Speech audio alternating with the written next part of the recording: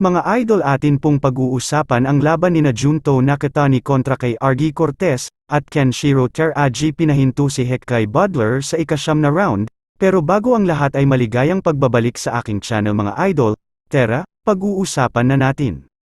Si Junto Nakatani ay ginamit ang distansya sa unang pagkakataon sa isang title fight at nanatiling walang talo at nakahawak pa rin sa kanyang title belt.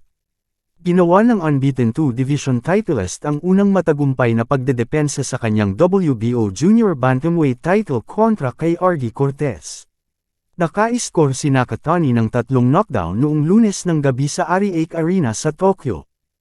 Ang Japanese southpaw ay kandidato sa Knockout of the Year nang tinamaan niya ng left hook si Andrew Maloney sa kanilang bakanteng title fight noong ika-20 ng Mayo sa MGM Grand Garden Arena sa Las Vegas. At si Cortez naman ay lumaban sa elite fighter ng Junior Bantamweight Division. Hinamon niya ang kanyang kababayan at lineal 115-pound champion na si Juan Francisco Estrada, na nanalo ng 12-round decision sa kanilang napakahusay na laban noong ika-3 ng Setyembre sa hometown ni Estrada sa Hermosillo, Mexico. Si Nakatani ay hindi natatakot bumitaw ng mga suntok at sinasamantala niya ang kanyang height advantage. Ginamit ni Nakatani ang kanyang jab para iset up ang mahabang kaliwang kamay mula sa labas, na kadalasang tinatimad ni Cortez ngunit hindi ito nakalusot at pumasok sa loob.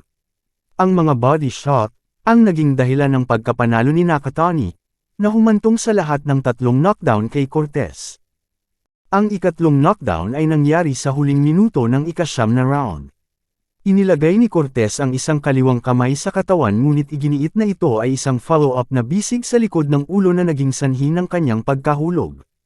Gayunpaman, ang referee na si Steve Willis ay naglabas ng mandatoryong 8 count.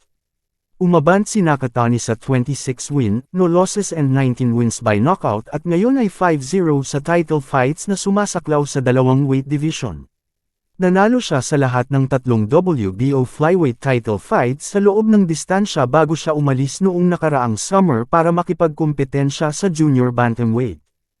At sa pangalawang istorya ay pinahinto ni Kenshiro Teraji si Hekkai Butler sa ika-9 na round. Nakuha ng 2-time at reigning lineal WBA at WBC Junior Flyweight League babanta si Teraji na aalis.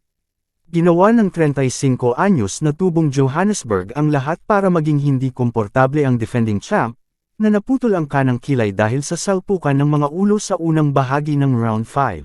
Hanggang dito na lang mga idol.